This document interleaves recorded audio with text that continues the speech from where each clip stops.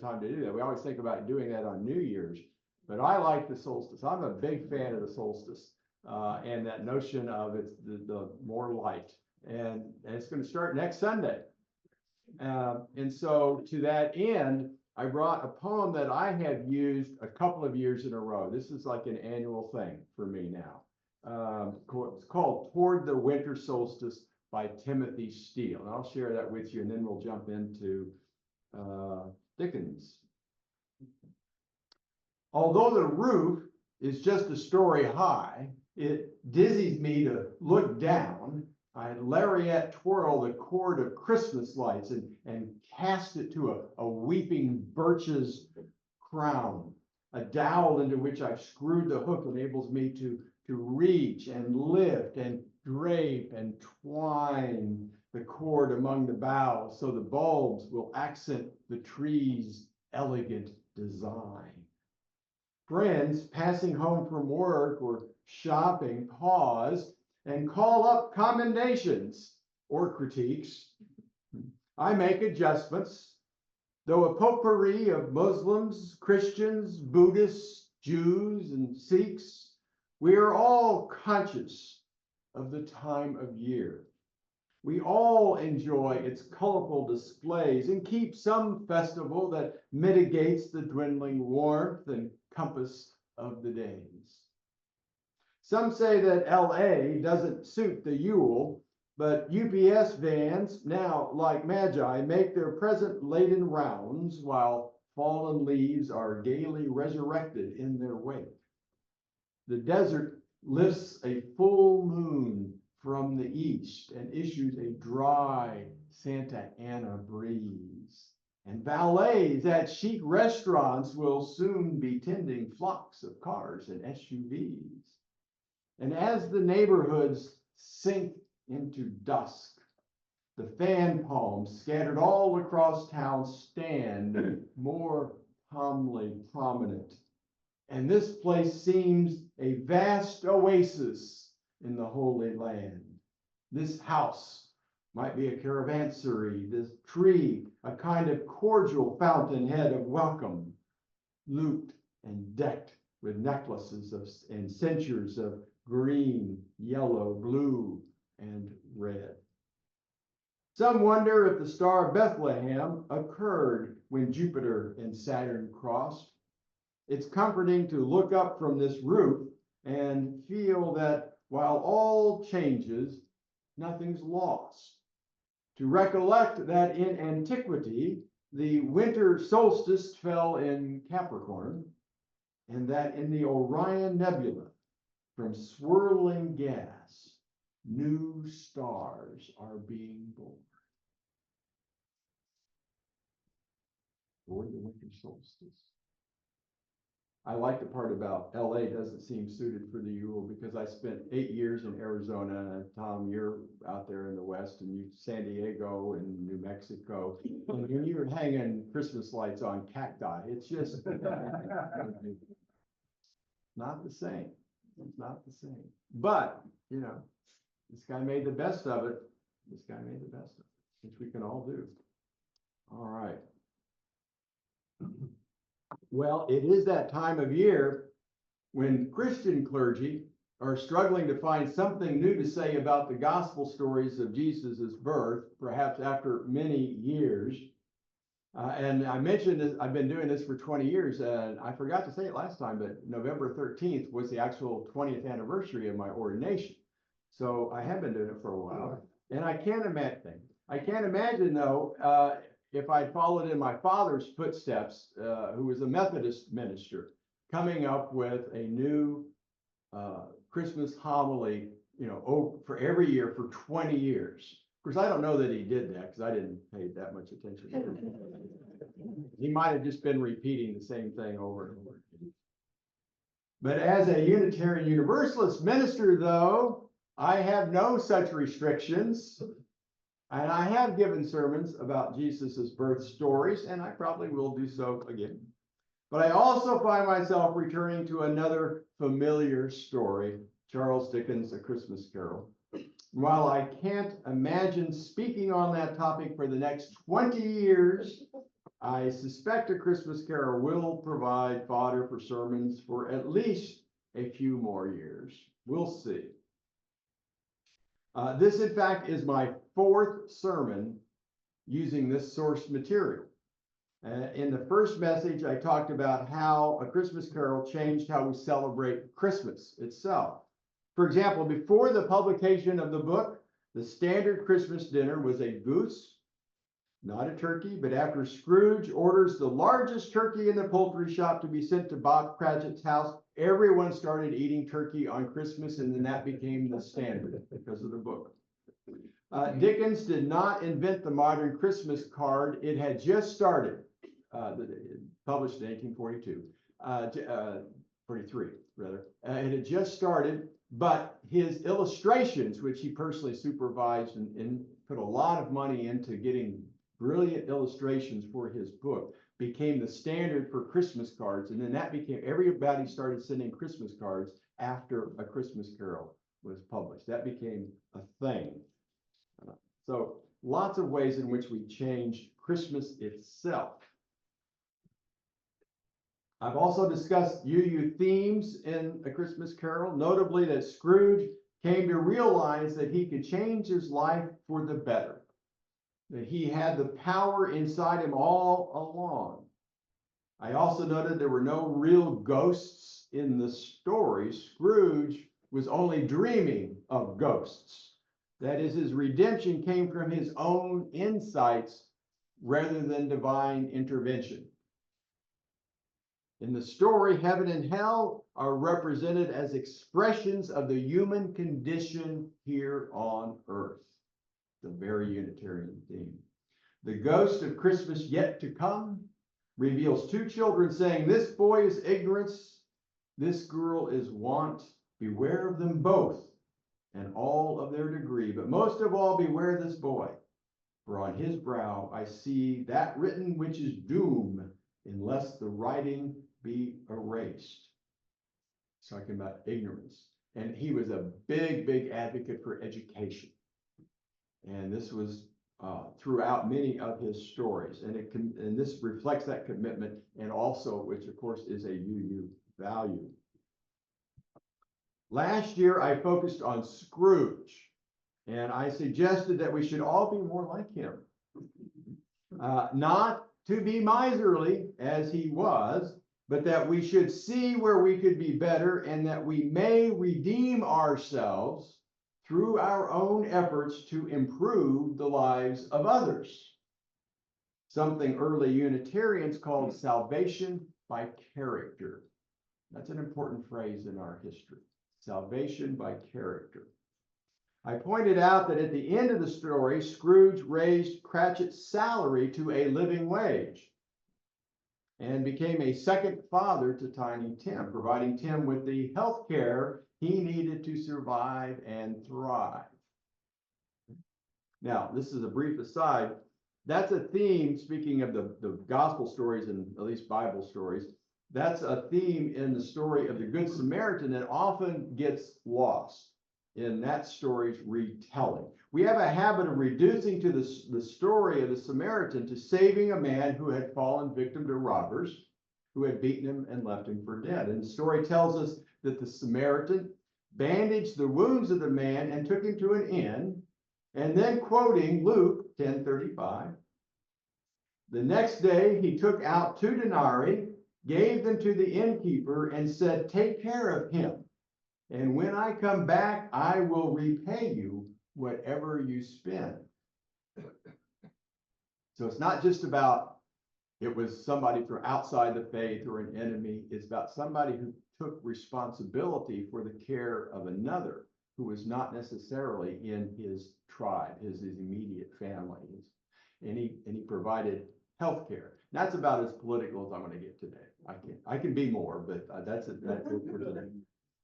I don't know if Dickens was thinking of that story when he wrote A Christmas Carol, but that theme of people taking responsibility for others in need is a theme of the Gospels and A Christmas Carol. Dickens was a Unitarian Christian, and he's got the gospel stories, the way we might tell them, infused throughout many of his works. That one particularly from his experiences working in a factory as a young child, and became part of Oliver Twist as well. He was greatly influenced by William Ellery Channing, who is one of the most famous Unitarians of his day, whom he met while touring the United States, and they had a lifelong correspondence. Well, this year, I'm focusing on the relationship between Scrooge and his nephew, Fred. Fred is the only son of Scrooge's late sister, Fawn, and we meet Fred first before any of the ghosts appear, when Fred comes to invite Scrooge to Christmas dinner, which he declines with the famous bah humbug. That's the first time he says it. Fred is taken aback by Scrooge's attitude, and they have this little exchange. "Christmas a humbug, uncle?" said Scrooge's nephew. "You don't mean that, I am sure." "I do," said Scrooge. "Merry Christmas? What right have you to be merry? What reason have you to be merry? You're poor enough." "Come then," returned the nephew gaily. "What right have you to be dismal? What reason have you to be morose? You're rich enough." Then Scrooge tells Fred, "Every idiot who goes about with Merry Christmas on his lips should be boiled with his own pudding and buried with a stake of holly through his heart." I just love the writer. Just a colorful writer, isn't he? Later in the story, the Ghost of Christmas Present takes Scrooge to see his nephew celebrating with his family. And Fred is describing his encounter with his uncle earlier that day to his wife, who, shall we say, was never fond of Scrooge and didn't understand how her husband could even be kind to him. Then Fred says something very Unitarian, quoting now. "He's a comical old fellow, that's the truth, and not so pleasant as he might be. However, his offenses carry their own punishment, and I have nothing to say against him." His offenses carry their own punishment. That is a remarkable insight, if I may say so. Unitarians have said we are punished by our sins, not for our sins. We are punished by our sins, not for our sins. That is, God doesn't give us cancer or a tornado blow down our house because we cheated on our taxes or on our spouse. We're not punished for our sins. The sin is the punishment. We diminish our lives when we lie, cheat, and steal, or are unfaithful. And that is our punishment. The diminished lives that we lead, the relationships it destroys. Fred gets that. He sees his uncle as leading an unhappy life, and he has compassion for him. Fred tells his wife, "I am sorry for him. I couldn't be angry with him if I tried. Who suffers by his ill whims? Himself, always." So, we are punished by our sins, not for our sins. Later, of course, after the last visit, after he wakes up, realizes that he still has time to redeem his life, Scrooge goes to Fred's house. Quoting the story again, "He passed the door a dozen times before he had the courage to go up and knock, but he made a dash and did it." End quote. It's notable that even after this life-transforming night, he was a little nervous and anxious about this effort to repair the relationship. That's a very human thing. Scrooge asks if he may still have Christmas dinner with Fred and his family, to which Fred agrees, and we're told wonderful party, wonderful games, wonderful unanimity rather, and wonderful happiness. Scholars generally agree that the character of Fred is based on Charles's brother, also named Fred. Charles was the second oldest of 8 children, 2 of whom died in infancy or childhood, and was the oldest son. He was 8 years older than Fred, with whom he seemed to have been the closest. Now, I have brothers that are 7 and 10 years older than me, and sometimes that's called a functional only child, because in the house, at least in those early years, the kids were my brothers were off to school, and mom was able to care for me like she probably was able to care for my oldest brother, at least for a few years. But he had other siblings as well, so this wasn't quite that dynamic. Although Charles's father had been gainfully employed, he did not handle money well. Ended up in debtor's prison for a short time. Now, in those days, the family of the debtor went with them. You went and you were put in a small room and you all stayed there. Except in this case, Charles did not join them. He was 12, which is working age in those days. He was 12. So Charles lived with a family friend and then went to work at a factory to pay off the family debt. And I think today we would call that a CTE, a childhood traumatic experience. Because he wrote about it and had talked about it his entire life. It just shaped everything.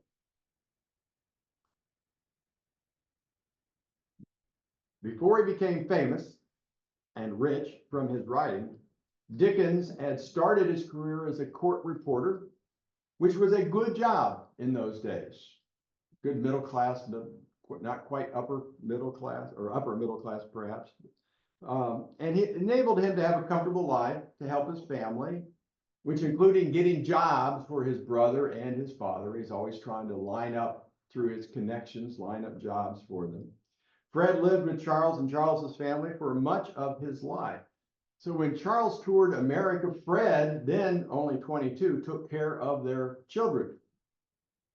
Later, though, Charles became frustrated that his brother had followed in his father's footsteps. Charles had paid off many of Fred's debts, which led to resentments that strained the relationship. It was Fred who stopped coming to Charles's home, and Charles, like the character Fred in the story, kept inviting him to return. Putting again, this is from a letter, I'll tell you more about it. Your absence from here, Dickens wrote to Fred, had been your own act always. I shall be perfectly glad to see you, and should have been at any time. Now that's from a book called Inventing Scrooge by Carlo DeVito, which also tells us the enmity between them vexed Dickens as he walked the streets. There is no question that there is part of Charles in Scrooge, angry at his brother. You notice that Charles Dickens writes to his brother the words that Fred, the character Fred, gives to the character Scrooge. You're always welcome. Interesting dynamic there. So we have some real life family dramas going on in this story. Of course, it's a short, happy piece. There's not a lot of depth to the minor characters like Fred. Character Fred demonstrates what family theory therapists might call self-differentiation, which arguably Charles showed to his real-life brother, Fred. So self-differentiation describes the ability to separate yourself or oneself from the emotions around them.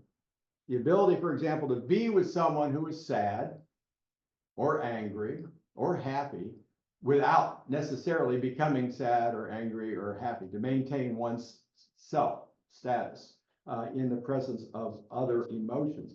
In this case, Fred doesn't let Scrooge's anger and resentments keep him from liking his uncle or enjoying Christmas. You know, the more Scrooge yells at him, stabbing in the heart with holly and boiling him in pudding, and Fred doesn't take the bait. He's happy, he's in the Christmas spirit, and he just says, and in his own mind, as we know from what he says to his wife, he's feeling sorry for him. But he doesn't get angry, he doesn't get argumentative, he doesn't give it back. He maintains his own sense of self. He doesn't take on what Scrooge is presenting to him. Of course, neither does Scrooge. Scrooge doesn't just pretend he's happy to appease his nephew either. Say more about that. There's something to which we should all aspire, but often fail to do. You can be in a great mood. Maybe you had a good day at work, a pleasant visit with a family or friends, your partner or sibling is in a foul mood. And we may think it is insensitive to share happy news when someone is down. And this is not an all or nothing thing here, right? Not that you should gloat in your loved one's face, but it is okay to be happy on the inside and to maintain that sense of self-worth, even when those around you may be struggling. You don't have to buy into the struggle. You can still maintain your sense of self-worth. And that works both ways. You can have a tough day at work, be working through some difficulties in a relationship, say on someone's birthday or on a national holiday. You don't have to pretend to be happy. It's okay to feel whatever you feel. Like my other example, though, that doesn't mean you have to rain on everyone else's parade. As some of you know, I guess. My birthday is on 9/11. Right? So on my birthday, we have the tolling of bells and the reading of names, and it's kind of, you just don't want to put on party hats, and it's just not appropriate, right? So I don't do that. I was never one for party hats to begin with, but in any case, I can still say, at least in my immediate family with Karen, we have a pleasant time. I can be happy. And that's an example, though, of not taking on I have to be I should be in a more somber mood. And there's always a balance to that, right? But one of the things we all struggle with is when who we are is not in sync with what's around us. Like I said, it goes both ways. Everybody's celebrating and you're in a bad mood, or the other way around. It's a day like 9/11 and you want to be in a good mood. And what we're seeing in these relationships is it's okay for you just to be who you are. It's okay for you to feel what you feel. You don't have to take on the emotions that are around you. You're all right. As I said, Scrooge had no problem being miserable in his nephew's presence at the beginning of the story. They both showed some self-differentiation. In either case, what's important is giving yourself permission to feel how you feel. It's okay. Real life, as we know, is not as simple as it is in A Christmas Carol, because Dickens both loved his brother, he was devoted to him, and he was frustrated and angry at times. From my research, they never cut themselves completely off from one another. Their relationship improved over the years. Early in their relationship, the two may have been enmeshed. That is, they might have actually been too close to each other, feeding each other's faults. You see that in family dynamics. In constantly helping his brother Fred, Charles, inhabiting the role of older brother, an oldest son in the family, may have dominated him in unhealthy ways that may have enabled Fred's poor financial management. You know about enabling? Who knows? Who knows? But let's not ruin a fun story with too much psychoanalysis. That's enough for today, I think. Okay. I do hope, though, that you will reread the story, or should you do that, or see one of the many filmed versions, that you can notice not just how Scrooge changed by embracing the Christmas spirit and becoming more generous, but also how the relationships changed. It's not just that Scrooge changed, his relationships changed. That nervousness he had when he went to see the nephew and asked to join the dinner, he made the first move to repair the relationship. And he was anxious about that.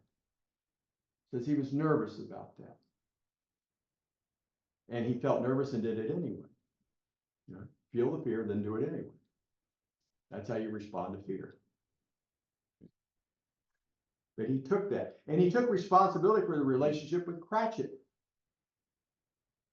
He sent the turkey, right? But then he also greeted him the next day after Christmas and gave him a raise and took responsibility and kept that responsibility like the Good Samaritan for Tiny Tim. Well, I give the last words to Dickens, which are the last words of the story. Scrooge had no further intercourse with spirits, but lived upon the total abstinence principle ever afterward. And it was always said of him that he knew how to keep Christmas well. If any man alive possessed the knowledge, may that truly be said of us and all of us. And so, as Tiny Tim observed, God bless us every one, and may it always be so. And blessed be.